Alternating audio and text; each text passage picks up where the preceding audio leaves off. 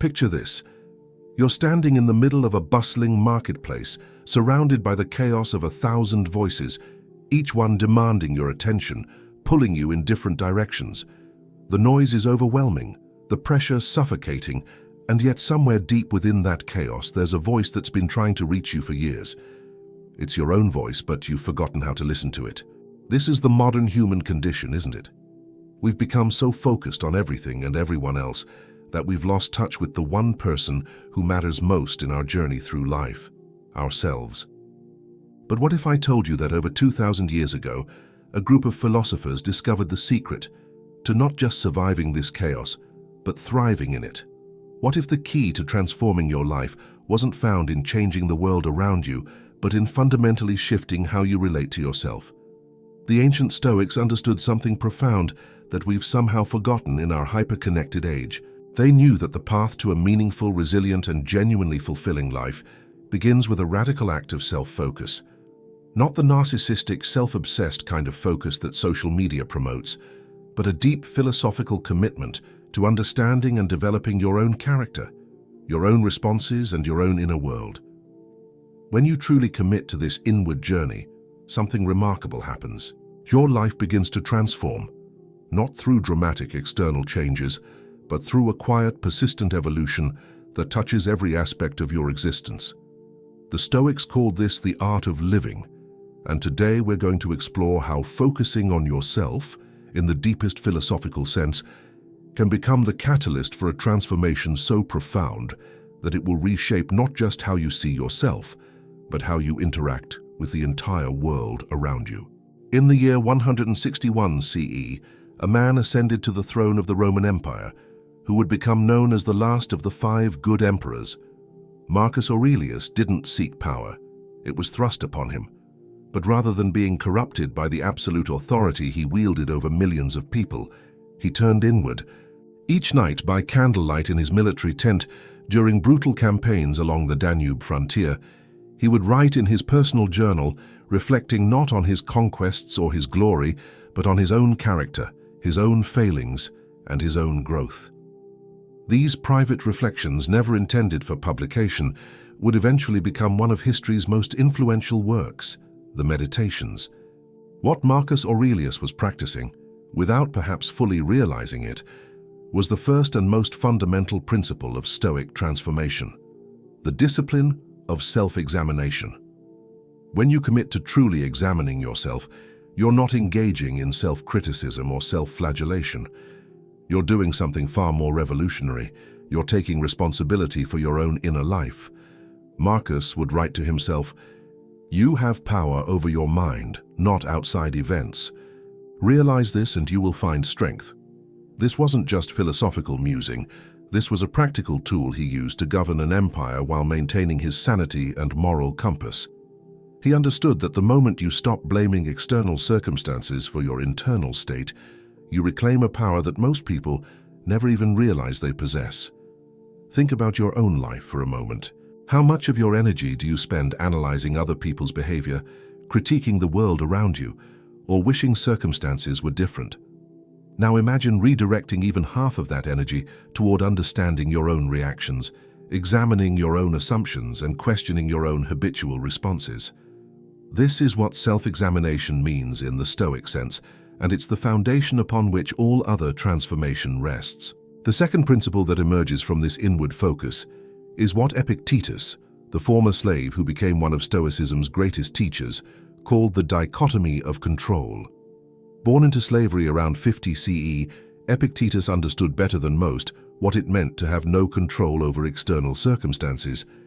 His master could beat him, sell him, or kill him, but Epictetus discovered something that no master could touch: his ability to choose his responses to whatever happened to him. He would later teach his students, "Some things are within our power while others are not." This simple statement contains the seeds of a complete life transformation.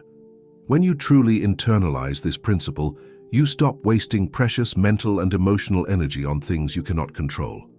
Instead, you channel all that energy into the one domain where you have absolute sovereignty: your own thoughts, judgments, and responses. Imagine the relief of no longer feeling responsible for other people's moods, for economic conditions you can't influence, or for past events you cannot change. Imagine the power that comes from realizing that your happiness, your peace of mind, and your character development are entirely within your control, regardless of what chaos might be swirling around you. This leads us to the third transformative principle, the practice of present moment awareness. Marcus Aurelius wrote, "Confine yourself to the present." And this wasn't just advice about mindfulness in the modern sense. The Stoics understood that the present moment is the only place where you actually have any power to act, to choose, or to change.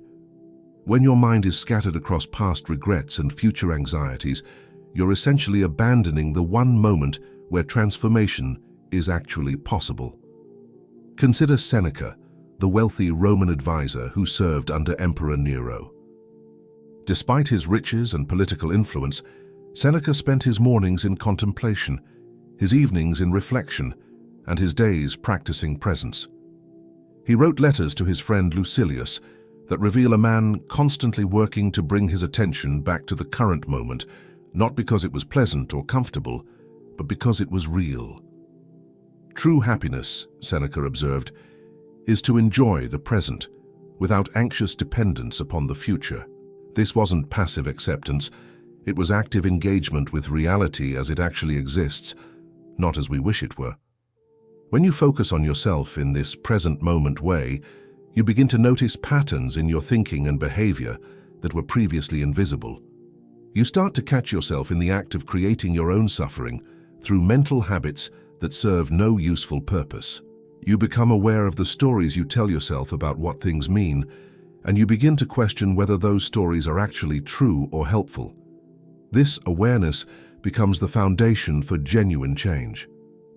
The fourth principle involves what the Stoics called virtue ethics, but we might better understand it as character development.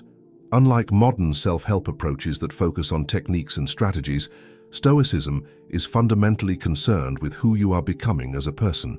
The Stoics identified four cardinal virtues: wisdom, justice, courage, and temperance.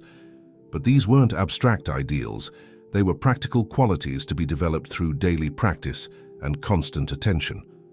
Marcus Aurelius, despite holding ultimate power, spent considerable time reflecting on justice and how to treat people fairly. Epictetus, despite having been powerless for much of his life, focused intensely on courage and how to face difficulties with dignity. Seneca, despite his wealth, practiced temperance and questioned his own desires and attachments. Each of these men understood that focusing on yourself means focusing on the kind of person you want to become, not just the kind of life you want to have. When you shift your attention from external achievements to internal development, something profound happens. You begin to measure success differently. Instead of asking, "Did I get what I wanted?" you start asking, "Did I respond with wisdom? Did I act with integrity? Did I face this challenge with courage? Did I maintain balance and self-control?" These questions transform every experience, whether pleasant or painful, into an opportunity for growth. The fifth principle is perhaps the most challenging for modern minds: the practice of negative visualization, or premeditatio malorum. The Stoics regularly imagined losing the things they valued most, not out of morbidity, but as a way of appreciating what they had and preparing themselves psychologically for life's inevitable changes. Seneca would spend entire days living as if he were poor, sleeping on the floor and eating simple food, not to punish himself but to prove to himself that he could be happy regardless of his circumstances. This practice might seem counterintuitive in our positive thinking culture, but it serves a crucial purpose. When you regularly contemplate the temporary nature of everything you enjoy, you hold those things more lightly. You appreciate them more fully while you have them, and you're less devastated when they inevitably change or disappear. More importantly, you realize that your well-being doesn't depend on maintaining any particular external situation. Your happiness becomes more stable because it's rooted in something that can't be taken away from you: your own capacity to respond to whatever happens with wisdom and grace. The sixth transformative principle involves reframing adversity as opportunity. The Stoics had a radical perspective on difficult experiences. They saw them as the raw material for character development. Marcus Aurelius wrote, The impediment to action advances action. What stands in the way becomes the way. This wasn't mere optimism. It was a practical philosophy based on the recognition that we grow stronger only by facing resistance. Think about the challenges in your own life right now. Instead of seeing them as obstacles to your happiness or success, what if you viewed them as precisely the experiences you need to develop the qualities you want to cultivate? That difficult relationship might be exactly what you need to practice patience and compassion. That financial struggle might be the perfect opportunity to develop resilience and resourcefulness. That health issue might be calling you to practice acceptance and courage. When you focus on yourself in this way, every experience becomes useful, even if it's not pleasant. The seventh principle centers on the discipline of desire, which Epictetus considered one of the 3 core practices of Stoicism. This doesn't mean eliminating all desires, but rather examining them carefully and choosing consciously which ones to pursue. The Stoics understood that most human suffering comes not from external events themselves, but from the gap between what we want and what actually happens. When you focus on managing your desires rather than trying to control outcomes, you eliminate a major source of frustration and disappointment from your life.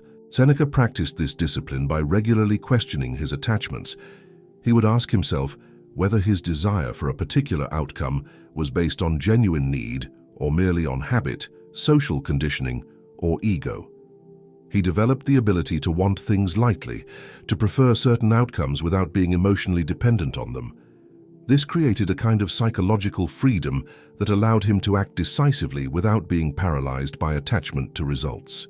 The 8th principle involves developing what modern psychologists might call emotional regulation, but which the Stoics understood as the discipline of assent.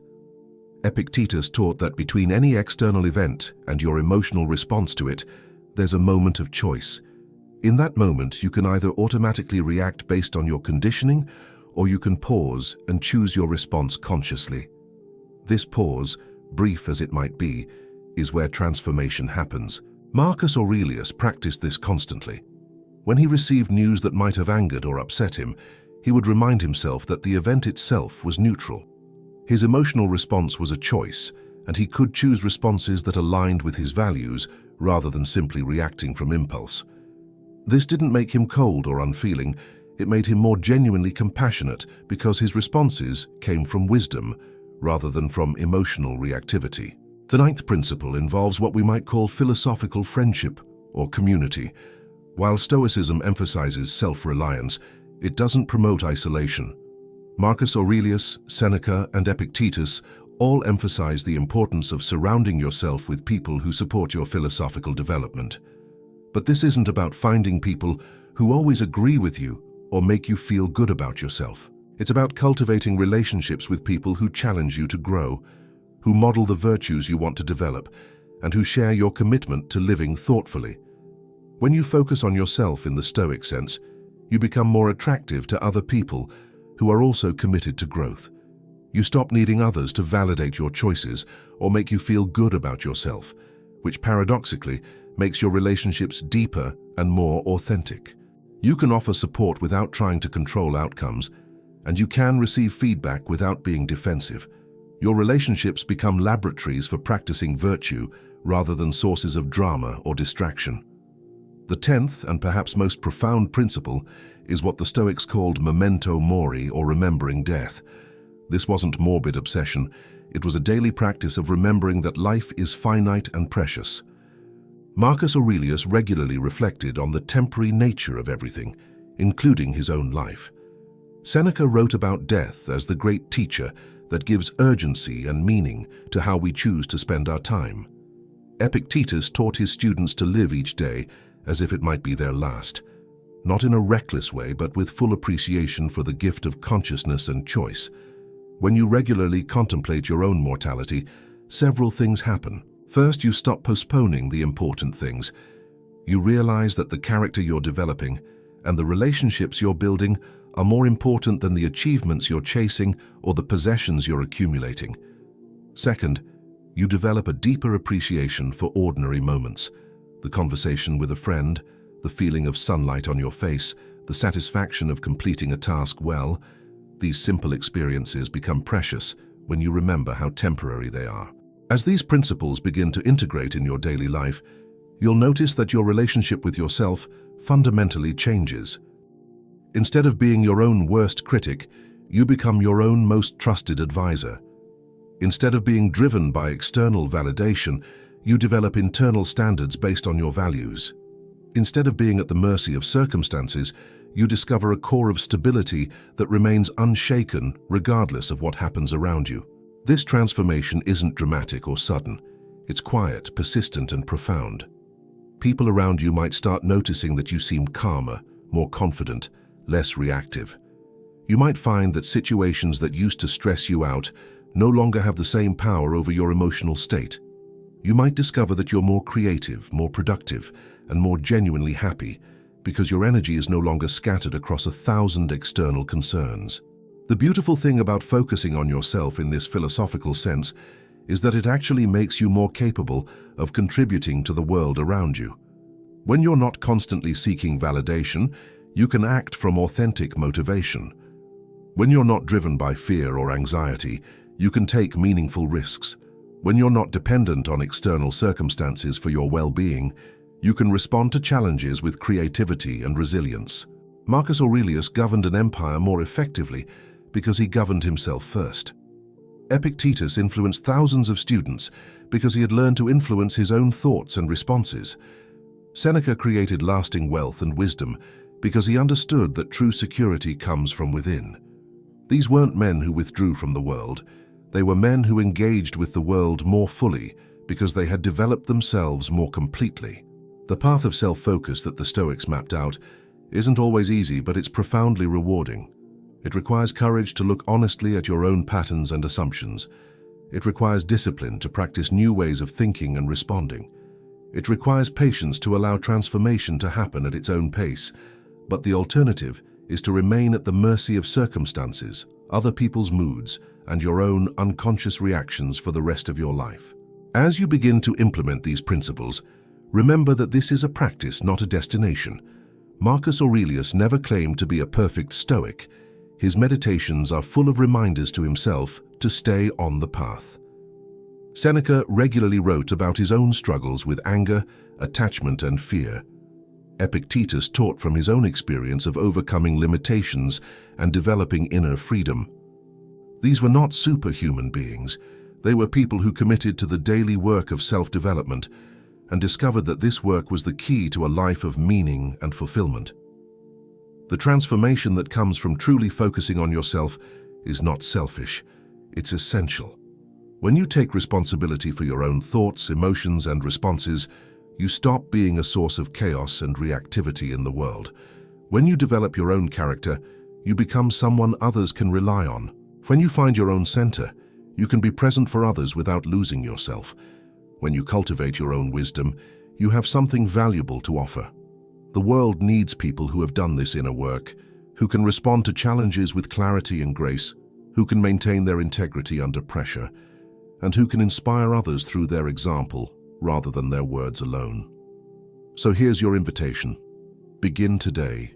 Choose one area of your life where you've been focused on changing external circumstances and shift that focus inward. Instead of trying to make other people behave differently, examine your own expectations and reactions. Instead of waiting for the perfect opportunity, look for ways to practice virtue in your current situation. Instead of seeking validation from others, develop your own standards based on what you truly value. Instead of avoiding difficulties, embrace them as opportunities to develop strength and wisdom.